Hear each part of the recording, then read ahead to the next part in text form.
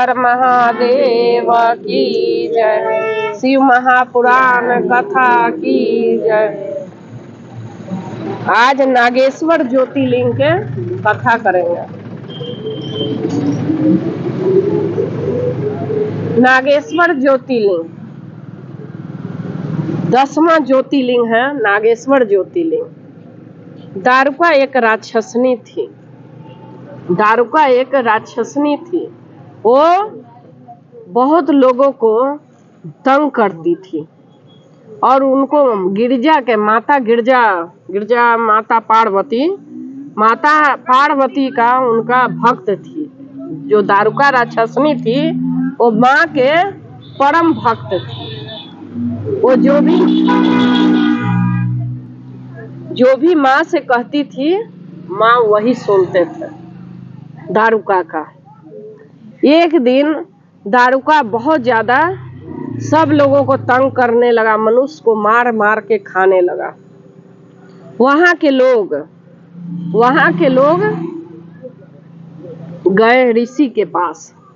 ऋषि arc ऋषि थे। वो शिव के बहुत बड़े भक्त थे।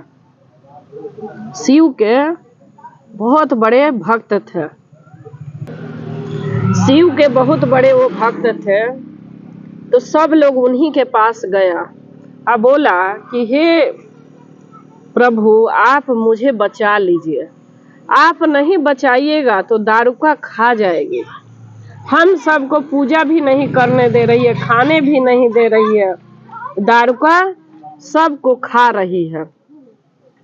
अब हमारा आप ही कुछ कर सकते हैं, उसके अलावा और कुछ भी नहीं है। हमें बचा लीजिए। उनके ललाट से ऐसा तेज निकलता था। ऋषि आर्क के ललाट से इतनी तेज निकलता था कि तेज से लोग के भस्म कर देते थे। शिव जी के भगत थे तो भक्ति में शक्ति इतनी है ना कि किसी को आशीर्वाद दे देंगे तो लगेगा, श्राप दे देंगे तब लगेगा। बोले कि इस वन में दारुका भाग जाओ, नहीं तो सबको भस्म, जो भी राक्षसनी होगी सब भस्म हो जाएंगे। आज के बाद इधर कोई भी आएगा तो भस्म हो जाएगा। दारुका के जब पता चला सब राक्षस को कि भस्म हो जाएंगे, तब उनको भस्म होने के लिए जब श्राप पड़ जाता है तो दारुका के सारे राक्षस जाति रोने लगा। कहा कि भगवान जो आर्क ऋषि हैं वो श्राप दे दिए हैं कि जो भी इधर आएगा सब भस्म हो जाएगा। अब हम लोग कैसे रहेंगे? इस तरह से बोल रहे हैं कि मतलब हम अब कैसे रहेंगे। दारुका बोलती है कि हमें गिरजा माता का ऐसा आशीर्वाद है कि मैं वन के लेके उड़ के कहीं जा सकती हूँ। वन को ही लेके कहीं मैं जा सकती हूँ। मेरे पास ऐसी शक्ति माँ ने दी है कि सब लोग इस पर बैठ जाओ और हम ये वन ही उखाड़ के लेके चले जाते हैं। दारुका ने वो वन लेके उठा के और बीच समुद्र में जाके रख दिया। मतलब माता के शक्ति तो होता ही है। ले जाके बीच बीच में समुद्र में स्थापित कर दिया।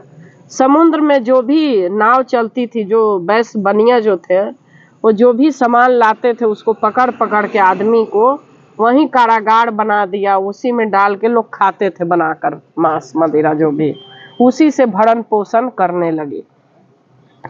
एक दिन एक साहूकार का नाव आ रहा था। पहले लोग कमाने बाहर ही जाता था। साहूकार का नाव आया तो उसने पकड़ के, दारुका ने, राक्षस सब उसको बंद कर दिया जेल में बंद कर दिया। तो जेल में ही वो भगवान भोलेनाथ के भक्ति किए। उस बनिया ये एक काम करता था कि रोज शिव जी के पूजा कैले बगैर खाता नहीं था। बिना बाबा के जल चढ़ाए हुए भोजन नहीं करता था। मतलब बिना पूजा किए खाना नहीं खाता था। अब जेल में हो गया बंद। जेल में जब बंद हो गया तब भगवान क्या करे बेचारा, सोचने लगे कि कैसे हम खाएं। मानसिक पूजा होता है, मानसिक पूजा होता है, बहुत सर्वश्रेष्ठ पूजा होता है। वो मन से सोच के भाव से वहां शिवलिंग बनाता था और वहीं पूजा करता था और रोज पूजा इसी तरह से करता था, नियम से करने लगा।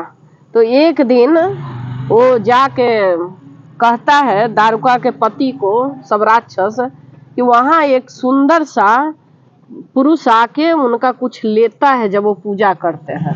लेकिन वो वैसे कभी देखा नहीं था कि भगवान उसका पूजा लेते हैं।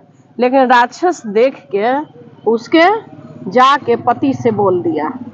पति आया, उसको बहुत मारने लगा बैस के, फिर बोलता है इसको काट दो। तो बीवर था, जो छेद था, उसी से वो आ गए, नागेश्वर ज्योतिर्लिंग वहीं प्रकट हो गए भगवान भोलेनाथ। और दारुका के कहे कि मार देंगे, तो माता भी आ गई, बोले कि मेरे भक्त को आप नहीं मार सकते। दोनों प्रकट हो गई, वो अपनी भक्त के रक्षा करने के लिए, वो अपने भक्त के रक्षा करने के लिए। तो कहे कि चलो ठीक है, आपकी भी भक्त रहेंगी और मेरे भी भक्त रहेंगे। और बोले कि जो आर्क ऋषि श्राप दिए हैं उधर नहीं जाना है, और वो लोग को बचा के बनिया को ले आए। लेकिन माता से कहे कि यहाँ पे एक ऐसा राजा जन्म लेगा जो यहाँ पे आएगा और मेरे को जल चढ़ाएगा और सब राक्षसों को मार डालेगा। माता बोली कि तब तक टाइम लगेगा यहाँ पहुँचने में। बोले कि ठीक है, दोनों समझौता अपने में कर लिए। वहां जब गए तो भक्त जन्म लिया भगवान के, तो भगवान के सपना में राजा को बताए कि वहां जाके पूजा करना है। वहां जाके पूजा किया, वहां जाके पूजा किया, और उसके बाद पूजा करने के बाद सब लोगों राक्षसों को मार डाला। वहां शिव भक्त था, क्योंकि वो माँ के प्यार में बंधे थे, इसलिए भगवान नहीं मारे, वो अपने भक्त से सब राक्षस को मरवा दिए। और वहीं पर नागेश्वर ज्योतिर्लिंग फिर भगवान उत्पन्न हुए और उसी ज्योति स्वरूप में भक्त बोला कि हे प्रभु, आप यहीं पर विराजिए, आप यहाँ पर विराजिए, सब भक्तों की रक्षा करिए, भक्तों की रक्षा करिए और यहाँ पर ही विराजिए। इस तरह से भगवान खुश हो गए। भक्त में ही तो भगवान रहते हैं, हमेशा भगवान भक्त में ही रहते हैं। बोले कि तथास्तु, मैं यहीं पर नागेश्वर ज्योतिर्लिंग के रूप में रहूंगा। तो भक्त बोला, जो राजा था, बोला कि हे प्रभु, जो आपके दर्शन करे उसके कष्ट दूर करना, उसका कष्ट हरण करना, जो भी आपका दर्शन करे उसके पाप हरण करना, उसके दुख दूर करना, उसको घर में कोई निगेटिव चीज हो उससे रक्षा करना, हर मतलब शोक संताप से कष्ट दूर करना।